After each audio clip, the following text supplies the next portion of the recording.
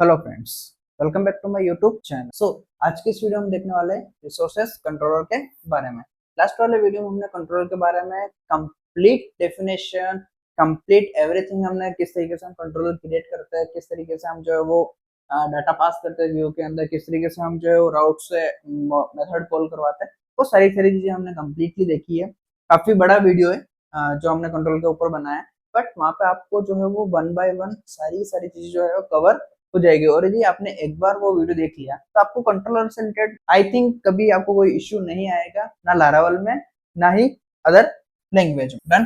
तो बेसिकली आज हम देखने वाले हैं रिसोर्सेस कंट्रोलर। कंट्रोलर का ही पार्ट होता है रिसोर्सेस कंट्रोलर। अब रिसोर्सेस कंट्रोलर में क्या होता है, simplify CRUD operation with single controller. अब क्या होता है कि जब हम कंट्रोलर बनाते थे तो वहां पे हमको क्या है कि हर एक मेथड हमको मैन्युअली लिखना पड़ता है। जस्ट लाइक इंडेक्स हमने बनाया था उस एग्जांपल में, वहां पे हमको क्रिएट करना है तो हम क्रिएट का मेथड अलग बनाएंगे, हमें अपडेट करना था हम अपडेट का अलग मेथड बनाएंगे, हमें डिलीट करना था हम डिलीट का अलग जो है वो मेथड बनाएंगे। पर रिसोर्सेस कंट्रोलर में क्या होता है कि create, read, update and delete. जब भी हम रिसोर्सेस कंट्रोलर बनाएंगे ये चारों के चारों मेथड जो है वो हमको बाय डिफॉल्ट हमारे कंट्रोलर के अंदर मिल जाएंगे। अब ये किस तरीके से वर्क करता है वो हम यहाँ पे देख लेते हैं। तो यहाँ पे हम क्या करते हैं, आर्टिसन कमांड रन करते हैं और उसके थ्रू हम क्या करते हैं, रिसोर्सेस कंट्रोलर बनाते हैं। उससे पहले हम देख लेते हैं कि रिसोर्सेस कंट्रोलर होता क्या है, क्यों यूज करते हैं, जब हमारे पास ऑलरेडी कंट्रोलर है। Done. A resources controller is a specialized Laravel controller that automatically provide predefined method for performing create, read, update and delete। तो क्या होता है कि प्रीडिफाइंड अपन को मेथड दे देता है, बस इसकी यही एक बेस्ट प्रॉपर्टी है, operation instant of the manually creating multiple routes and controller. तो आपको क्या करना होता है, नॉर्मली मैन्युअली क्रिएट करना होता है, ये हमको बाय डिफॉल्ट जो है वो राउटिंग दे देता है। Laravel generate standard CRUD method with in single file. तो ये क्या करता है कि एक ही फाइल के अंदर हमको जो है वो CRUD मेथड क्रिएट करके दे देता है। बाय यूज दें फास्टर डेवलपमेंट। फास्टर डेवलपमेंट किस तरीके से कि आपको एक कंट्रोलर बनाना है, उसके अंदर आपको 4 मेथड लिखने हैं, बट यहाँ पे आपका एक ही कमांड में वो जो है वो काम हो जाएगा। स्टैंडर्डाइज स्ट्रक्चर, तो जो आपको ये स्ट्रक्चर देता है वो एक्चुअल में ग्लोबली स्टैंडर्डाइज होता है, जो हमको लारावल से प्रोवाइड होता है। डन। क्लीनर राउटिंग, तो इसमें क्या होता है कि आपकी जो राउटिंग है वो भी क्लीन रहती है और बेटर ऑर्गेनाइज। तो बेटर क्या होता है, ऑर्गेनाइज्ड होता है, बिकॉज की ये बाय डिफॉल्ट लारावल की तरफ से ही सर्विस हमको प्रोवाइड होती है रिसोर्स राउट की। तो लारावल खुद इसको मेंटेन करता है कि प्रॉपरली कि सब कुछ जो है प्रॉपर वर्क करे। स्टेप क्या होती है, browser and route, resource controller, model and database. तो जो हमने लास्ट वाले वीडियो में देखा था उसी तरीके से हम जो है वो रिसोर्स राउट को भी कंट्रोलर को भी जो है एक्सेस करते हैं अपने ब्राउजर के थ्रू। अब यहाँ पर हम देख लेते हैं कि किस तरीके से आप जो है वो रिसोर्स राउट को क्रिएट कर सकते हो। By appending the resource flag, Laravel automatically populate the student controller with 7 default CRUD method। तो यह क्या करता है, हमको जो है वो 7 डिफॉल्ट CRUD मेथड देता है। तो जब भी हम रिसोर्स यूज करते हैं कंट्रोलर के पीछे तो हम क्या होता है, हमारे पास 7 डिफॉल्ट CRUD मेथड हमारे पास ऑटोमेटिकली आ जाता है। Internally emulate boilerplate code for basic database operation. तो यहाँ पे क्या होता है कि हमको जितना भी डाटाबेस ऑपरेशन कराना होता है वो सारी सारी चीजें हमको मिल जाती है। जस्ट लाइक हमको इंडेक्स मिल जाता है, क्रिएट मिल जाता है, स्टोर मिल जाता है, शो मिल जाता है, एडिट, अपडेट एंड डिस्ट्रॉय। तो हमारे पास ये जो 7 फंक्शन जो हम मैन्युअली बनाते हैं वो सारे सारे मेथड हमको जो है वो यहाँ पे मिल जाते हैं। इसके लिए आपको क्या करना है, PHP artisan make controller, controller का नाम, और आपको यहाँ पे जो है वो डैश डैश रिसोर्सेस यूज करना है। तो ये जो हम है वो VS कोड के अंदर जाके हम एक बार मैन्युअली बना के देखते हैं कि किस तरीके से हमारा जो रिसोर्स कंट्रोलर है वो बनता है, किस तरीके से हमको जो है वो मेथड प्रोवाइड होते हैं और किस तरीके से हम इन मेथड को यूज कर सकते हैं। सो यहाँ पे हम हमारे VS कोड के ऊपर आ चुके हैं। यहाँ पे हम क्या करेंगे, सबसे पहले जो हमने PHP आर्टिसन हमको कमांड लिखनी है, PHP आर्टिसन, उसके बाद हम करेंगे मेक कोलन कंट्रोलर और यहाँ पे हम बनाएंगे एक स्टूडेंट डैशबोर्ड कंट्रोलर और उसके पीछे हम लिखेंगे रिसोर्स। डन। तो हमारा क्या होगा, यहाँ पे हमारा जो है वो रिसोर्स कंट्रोलर बन जाएगा। जैसे हम इसको क्लिक करेंगे यहाँ पे आप देखोगे कि हमारा जो कंट्रोलर है वो सक्सेसफुली बन चुका है। जैसे हम इसके अंदर क्लिक करते हैं तो यहाँ पे आप देखोगे कि हमारे पास जो है वो इंडेक्स ऑटोमेटिकली आ चुका है फंक्शन, यहाँ पे हमारे पास क्रिएट फंक्शन आ चुका है, यहाँ पे हमारे पास स्टोर फंक्शन आ चुका है, यहाँ पे हमारे पास शो फंक्शन आ चुका है, यहाँ पे हमारे पास जो एडिट फंक्शन आ चुका है, यहाँ पे हमारे पास जो है पब्लिक फंक्शन आ चुका है, मतलब अपडेट फंक्शन आ चुका है और यहाँ पे हमारे पास डिस्प्ले फंक्शन भी आ चुका है।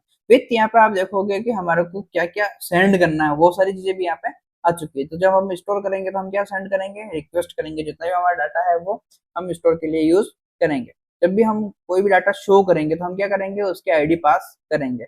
जब भी हम कोई डाटा एडिट करेंगे तो उसकी भी हम जो है वो आईडी पास करेंगे। जब हम कोई भी डाटा अपडेट करेंगे तो उसकी आईडी भी पास करेंगे, और जो डाटा अपडेट करना है वो भी हम पास करेंगे। डन। तो इस तरीके से हमारा जो है वो रिसोर्स कंट्रोलर बन चुका है। और इसके अंदर जो हमको 7 डिफॉल्ट जो हमारे फंक्शन है या मेथड कह सकते हो आप, वो यहाँ पे हमको जो है वो मिल चुके हैं। तो इसके लिए आपको कमांड क्या रन करनी होती है, php artisan make controller, controller का नाम, और उसके बाद आपको जो है वो डैश डैश रिसोर्सेस लिखना होता है। सो यहाँ पे इस तरीके से आप जो है वो अपने कंट्रोलर बना सकते हो, रिसोर्सेस कंट्रोलर बना सकते हो। और यहाँ पे आप देख सकते हो कि हमारे पास जो है वो डिफॉल्ट सारे सारे फंक्शंस आ चुके हैं।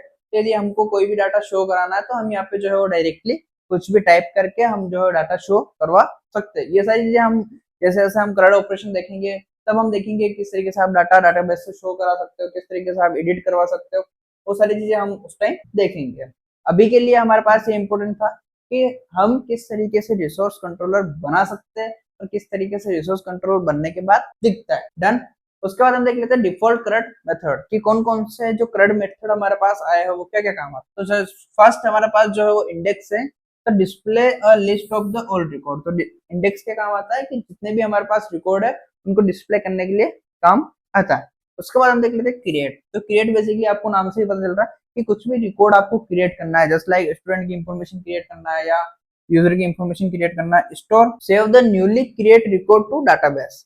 अब यहाँ पे क्या होता है, show the form of create. अब जो भी आपको क्रिएट करना है, स्टूडेंट की डिटेल हो गई या ये वो हो गया, तो उसके लिए आप क्या करते हो, एक ब्लेड फाइल बनाते हो, फॉर्म बनाते हो।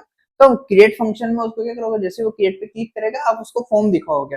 बट स्टोर क्या करेगा, जो फॉर्म के अंदर जो डाटा फिल करा है आपने वो डाटा कहाँ पे सेव करेगा, डाटाबेस के अंदर। शो में क्या करेगा, डिस्प्ले स्पेसिफिक सिंगल रिकॉर्ड। तो कोई भी आपको सिंगल रिकॉर्ड ओपन करना है, जस्ट लाइक आपने जो है वो 100 बच्चों का डाटाबेस बना रखा है, 100 में से आपको कोई भी एक स्पेसिफिक मान लो कि 5 नंबर वाली आईडी वाला बच्चा ओपन करना है, तो आप क्या करोगे, शो का यूज करोगे।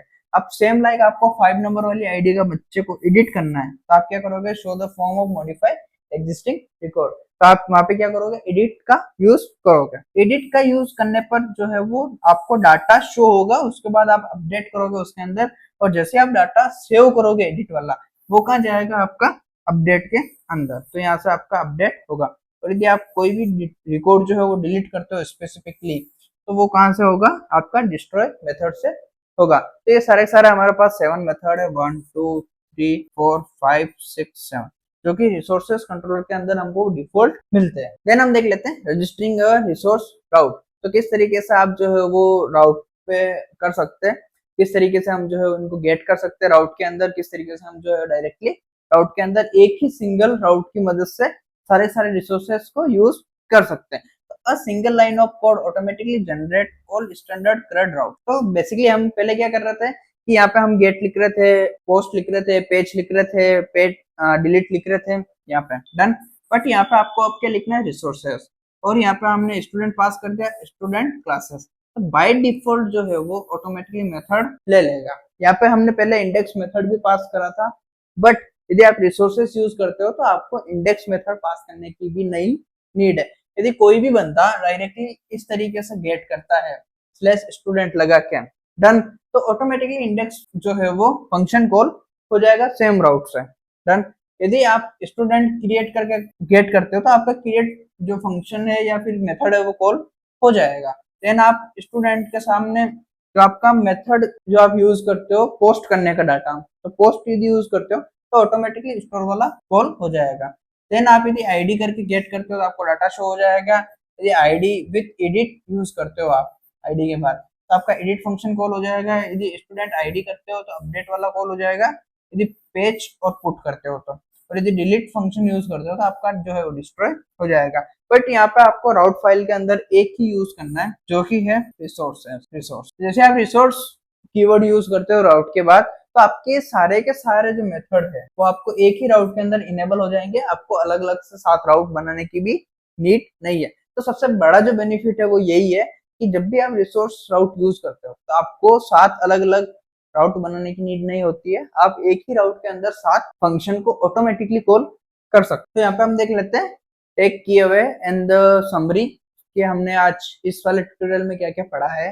तो resource controller significantly simplify and standardise CRUD operation in Laravel. तो बेसिकली क्या करता है, रिसोर्स जो है वो रिसोर्स कंट्रोलर जो होता है वो सिंपल कर देता है CRUD को, क्योंकि पहले से हमको पता है कि हम क्या करेंगे, डाटा रिट्रीव करेंगे, डाटा शो करेंगे, डाटा एडिट करेंगे, डाटा अपडेट करेंगे, डाटा डिलीट करेंगे। उसके अलावा हमारे पास CRUD के अलावा कोई और कुछ ऑप्शन होता नहीं है। तो वो सारे जो है वो बाय डिफॉल्ट हमको बना के दे देता है। A single artisan command establish all the required CRUD method while a single route resource statement registered the corresponding routes, greatly improving code organization। तो क्या होता है कि जब आपके पास 7 लाइन का आपको कोड लिखना है और उसकी जगह आपको 1 लाइन का कोड लिखना पड़े, तो आपका जो कोड है वो ऑलरेडी ऑर्गेनाइज रहेगा एंड आपका जो कोड है वो स्मॉल रहेगा। यदि आपके पास कोई भी क्वेश्चन आता है लारावल से रिलेटेड, just like what is the resource controller in Laravel, आपको यदि कोई भी पूछता है कि रिसोर्स कंट्रोलर क्या है लारावल के अंदर, इंटरव्यू में या कहीं पे भी, तो आपको जो है वो इतनी सारी चीजें आप बता नहीं पाओगे। उसके लिए आपके पास एक छोटा सा आंसर होता है, it is a controller it is a controller containing pre defined method for CRUD operation. यहाँ पे क्या होता है कि एक कंट्रोलर होता है जो कि प्री डिफाइंड मेथड किसके लिए काम आता है, जो CRUD के लिए काम आता है। Then when prepare with route resource it automatically generate and route all standard request accelerating development। तो क्या करता है ये बेसिकली कि राउट रिसोर्सिंग की मदद से ऑटोमेटिकली जो जितनी भी डेवलपमेंट की जो रिक्वेस्ट है वो ऑटोमेटिकली एक्सेसिबल कर देता है डेवलपमेंट के लिए। तो ये आप जो है वो छोटा सा आंसर दे सकते हो, जिससे कि आगे वाला आपका पूरा का पूरा क्लियर हो जाएगा आगे वाले को कि इनको जो है वो रिसोर्स कंट्रोल के बारे में एग्जैक्ट पता है और किस तरीके से वो वर्क करता है। आज के वीडियो में इतना ही। यदि वीडियो अच्छा लगा तो वीडियो को लाइक कर देना, चैनल को सब्सक्राइब कर देना और अपने दोस्तों के साथ शेयर जरूर कर देना। Thank you friends, watch my video.